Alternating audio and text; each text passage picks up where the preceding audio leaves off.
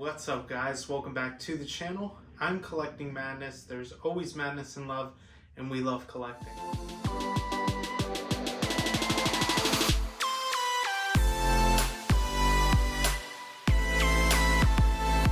Starting off, if you're new to the channel, as always, please consider subscribing.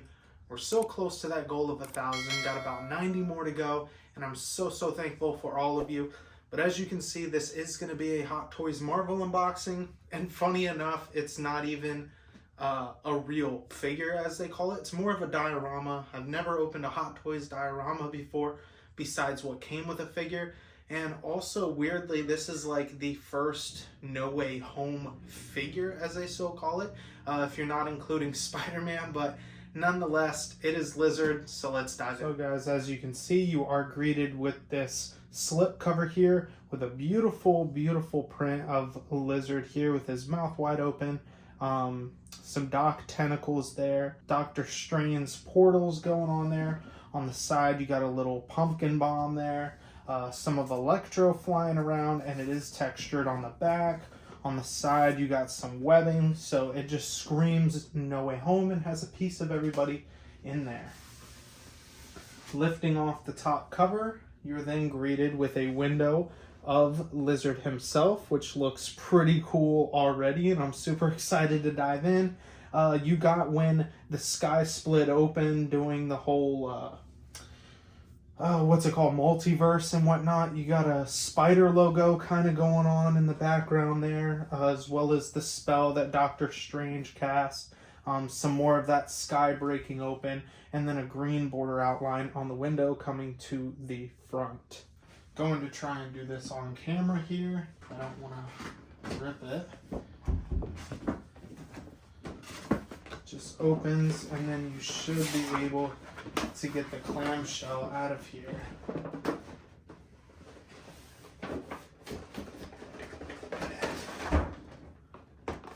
So here we go, guys, with the clamshell. Going to lift it right off the top there. They packaged it really nicely. Here, let's get it facing the front so you can see what it comes like when you get it. Waist clamp here. This is actually for Spidey because this is a diorama base. I'm going to get all the plastic off here as we undo this. And then we'll talk more about what I think about the figure. As far as what else comes in the box, you do get the canister serum. It's one of the main reasons why I bought this for my TASM 2 Spidey.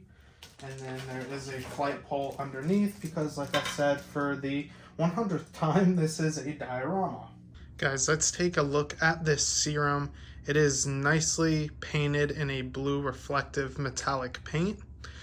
This is plastic, it is not metal, it's a little bit flimsy, so do be careful. Some silver paint here with a black tip, some wiring going on in there, and this just looks really good for what it was supposed to be in the film. Nothing too fancy there. Now, if you didn't know, this guy just comes completely unpegged from the diorama base. It's not really painted down here, but the rest of them is very slimy looking, scaly, wrinkly, just like a real lizard. The glossiness in the tongue, his teeth, it's amazing. It's not articulated. It's a power pose, and I think it looks fantastic. I would recommend having Spider-Man kind of upwards above him because that's where his eyes are fixated. Other than that, he's super lightweight. It's just plastic. The box was lightweight, but the figure himself is super lightweight.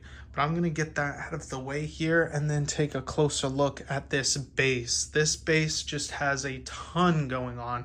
You got this metal pole here that is very rusted out and kind of paint washed over. Like, it's seen some better days for sure, but it is all like plastic. There's nothing metal here, although it does a very good job of looking so. This piece, not so much. You can kind of tell, but the paint apps aren't completely terrible. The rocks do look good. The electricity pieces are cool. I wish they lit up, but it does a good job of the effect that it's supposed to do, where it gets darker at the bottom with a more translucent yellow and then gets clear at the top. Some more of the piping there and steel beam. Some metal bending here. You can see the paint kind of mesh there, but that's in the back, so it's not going to bother me too much. And then the peg where he sits in. Now on the back here is where you would put the flight pole, and for some reason I don't know why there's two lines there, so you can clearly tell where the line is. If I can pull this out. I wish they did a better job of hiding that. At least if they were going to put a rock here, like that part's fine and it fits in there nice.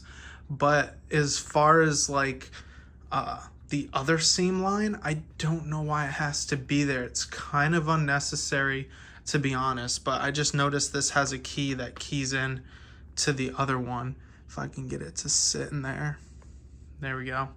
I don't understand why they did it. But if you have the flight pole, this part's gonna kind of be, you can ignore this part anyway, and then you can just sit this rock wherever you want on the rest of the base once you have the figure all put together. One final note, it is stamped Hot Toys on the bottom, and you got this nice velvet texture here, so you won't scratch up the display surface that you are putting this on, whether it's your shelf or your glass case.